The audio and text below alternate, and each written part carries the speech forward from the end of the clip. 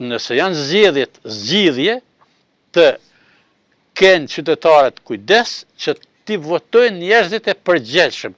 Zonja presidente është prap e gatshme t'i hy në listë bashkë me lëvizjen vetëvendose.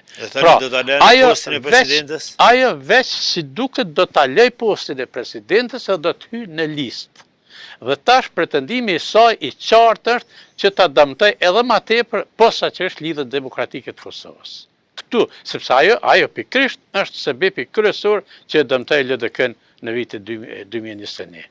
Dhe tash pretendimi i saj është i njëjtë. Sjelljet e saj në raport për shembull me ish-kryeministin Abdullah Hoti, që thoshte kur Abdullah Hoti thoshte vetë ke deklaruar se në nënshkrimi i marrëveshjes në Amerikë, Abdullah Hoti, presidenti Trump, është shkelje e kushtetutës, madje dhe tradhti kombëtare.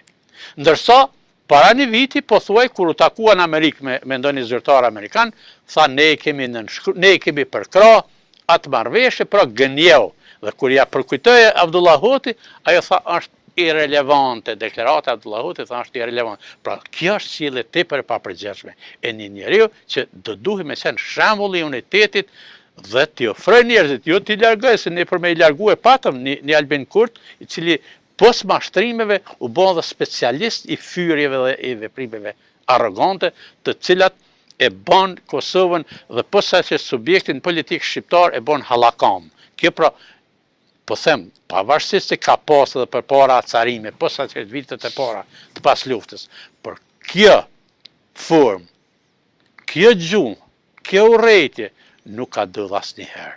Prandaj e ka krijuar klimën e tillë e cila nuk të lejon, posaçërisht me VV nuk lejon mu afru.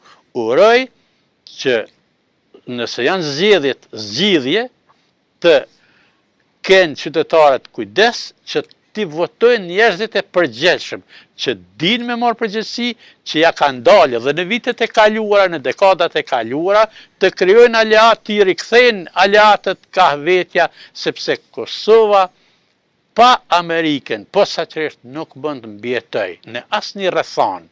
Prandaj, përgjegjësia kryesore e liderëve është që të bisedojnë edhe në këto kushte, të kenë kontakte me miqtë tanë, që t'i sqarojnë gjitha çështjet, gjitha problemet me cilat i ka kriju pra Kurti me këtë qeverisje, e cila i ka largu miqt, që të ardhmen ata të ofrohen dhe të na përkrahin të dalim nga kjo krizë.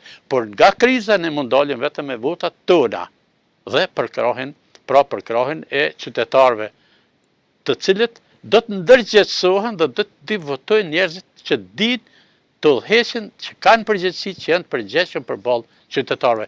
Dhe jo t'i ofrojnë vetëm në kohën e votimeve.